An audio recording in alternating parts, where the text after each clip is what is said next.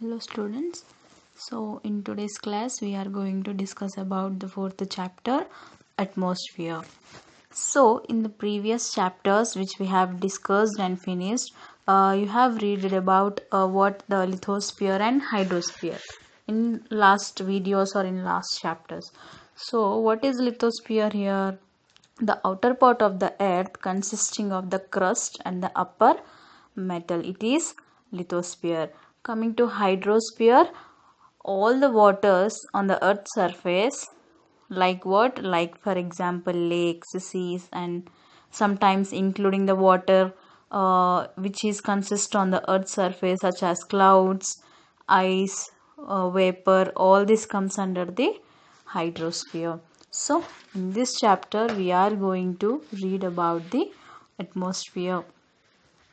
So in our daily life we will breathe what because of oxygen we are able to breathe, we are able to live. So we breathe the oxygen which is present in the air. So living beings like humans, they can't live without oxygen. So when we breathe out, what it we will breathe out, we will give out the carbon dioxide here. Apart from giving oxygen to us, the atmosphere also makes life possible for us in many other ways. So, not only giving the oxygen to the living things like human beings, the atmosphere uh, it will also makes our life possible in different ways. What are that ways? For example, it prevents the harmful rays of the sun from reaching us. What is that rays? The rays is called as UV rays. It means ultraviolet rays. So these rays, the atmosphere will protect from these rays to us, because if that rays, if they fallen directly on the human skin, then we can get the human skin diseases. So the atmosphere, the ozone layer, it will protect by falling the such races. So green plants, like what the plants will take, the green plants take in the carbon dioxide which will present in the atmosphere, and it will also uses the sunlight and water to photosynthesis process. And if we see, coming to the plants, we end up getting what, the delicious fruits we can get, and vegetables, grains, etc. All this we can get from the plants. So what this all these vegetables, fruits, grains, what they will give, what is the benefit by eating the vegetables or such grains? So they will give the proteins to us. So the proteins and carbohydrates, sugars, fats, minerals, and other nutrients which are essential for the human beings. So they will which are essential to need to live, they will give to us. So it is atmospheric winds that they will transport what, water from the oceans to the continents in the form of rain. Without these, the different types of rocks would not erode. So this means what, the different kinds of soils also would not be available. So all this happening just because of the atmosphere. So we would not be able to grow different kinds of crops if there is no different soils available in the on the earth. So all the rainfalls and soils, crops which are growing for us, which are essential to the human life, all that because of the atmosphere. And we wouldn't be able to enjoy the cooling monsoon rains, which it means monsoon rains is nothing but what are the rains we will get in the period of June. So all the we will enjoy the cooling monsoon rains. And coming to the flowers, in the flowers we can smell flowers of the fragrant of flowers, that it's smell like the scents. So and the what are the sounds of music which is absent in the atmosphere, and the birds, what we call the birds will fly in the sky, and we would not be able to fly the beautiful kites in the skies. if there is no wind, then we won't able to enjoy the flying the kites, and birds they won't able to fly or in the sky because of the wind, and flags would not flutter. So all this happening because of the atmosphere. So what is this wonderful and awesome thing? It is called it as what? The atmosphere. Here you have a picture. What the picture is showing? A picture of the earth. It is taken from about 322 kilometers above from the earth. So the atmosphere is that thin. How you can see here how the atmosphere, it is in the thin blue band between earth and the black color of the space.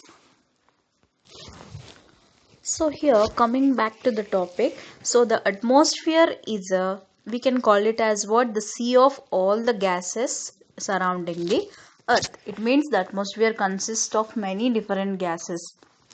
In a sense, we are all swimming in a sea of gases. So we can say it as what? We all are swimming in a sea. It means it is nothing but the atmosphere is like a sea. So in that sea of gases, we all are swimming. Like just as example, how the fishes will swim in the sea water, exactly in the same way.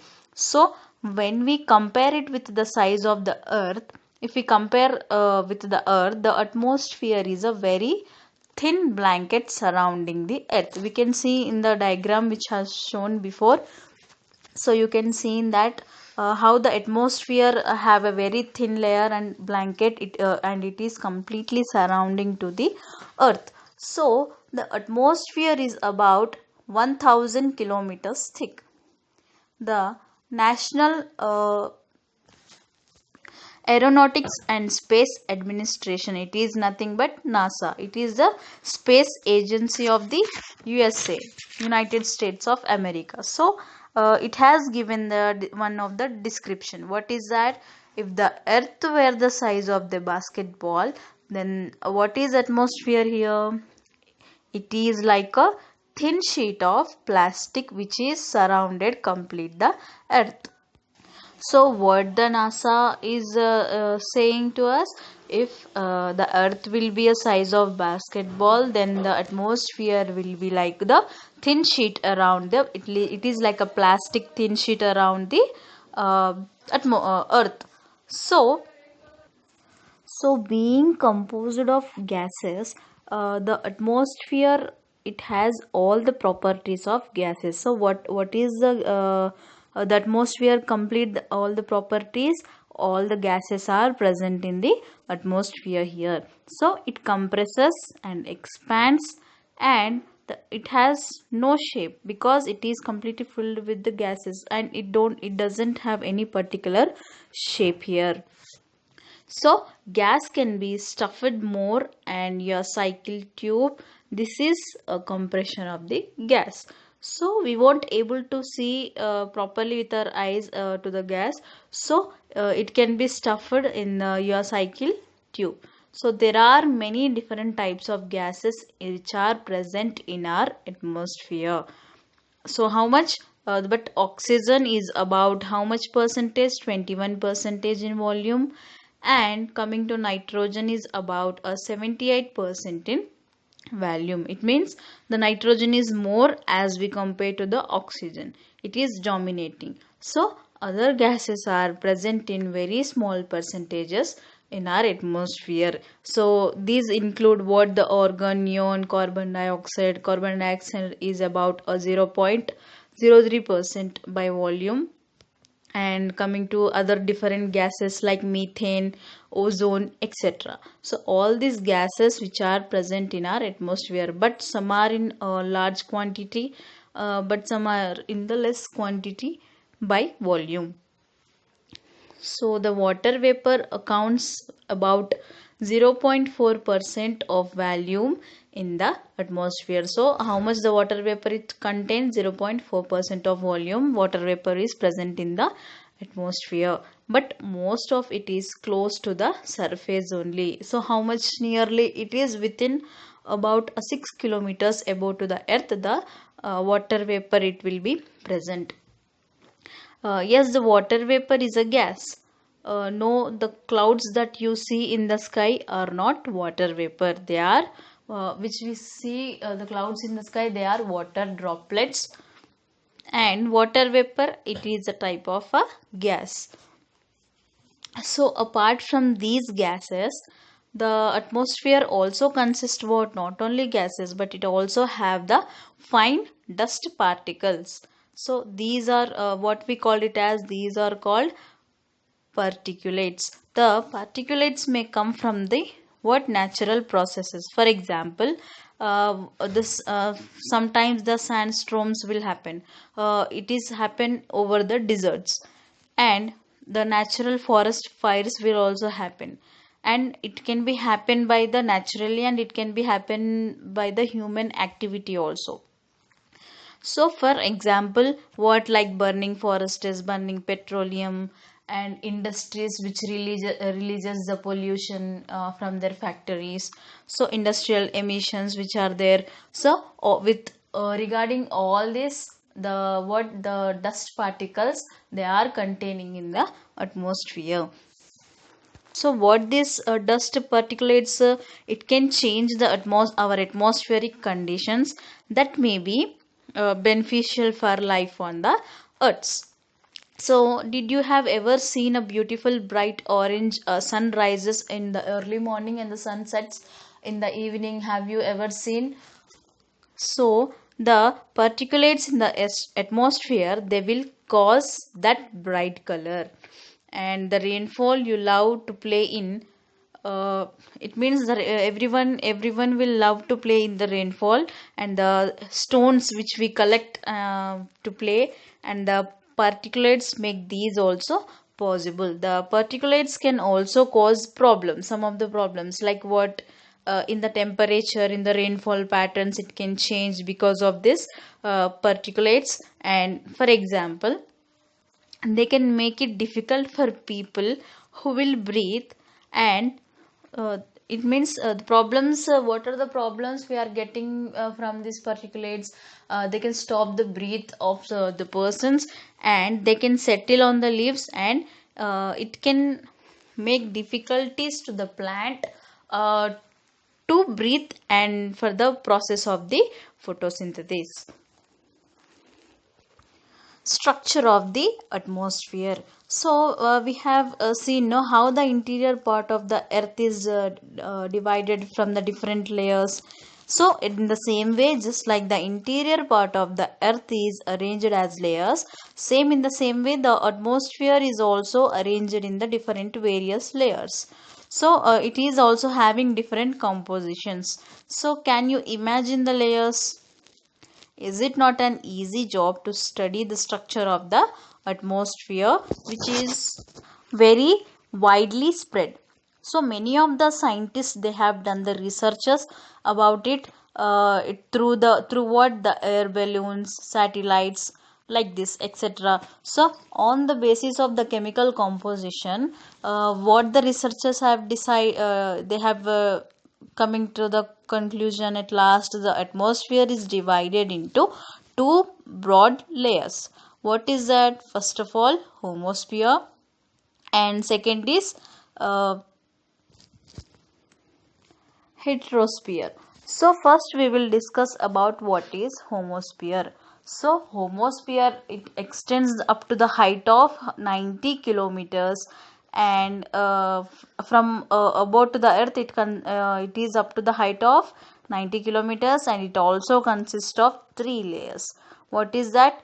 Troposphere, stratosphere, and mesosphere. So these three layers, the homosphere, it divided, and also it is characterized by what? The uniformity in the composition of gases like what?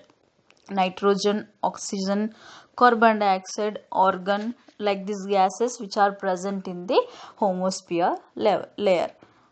Next, coming to second one, heterosphere. So this is the layer which is above 90 kilometers of the homosphere. So from the above to the earth, the 90 kilometers, the homosphere is there. More than above, after the 90 kilometers, the heterosphere is present. It is called what? Heterosphere. So it has a heterogeneous composition, and the name heterosphere, it has two layers. They are called? The thermosphere and exosphere. So these two layers consist in the heterosphere. The atmosphere can also be divided into the various layers, basing on what? Basing on the temperature which is present in the atmosphere and basing on the density.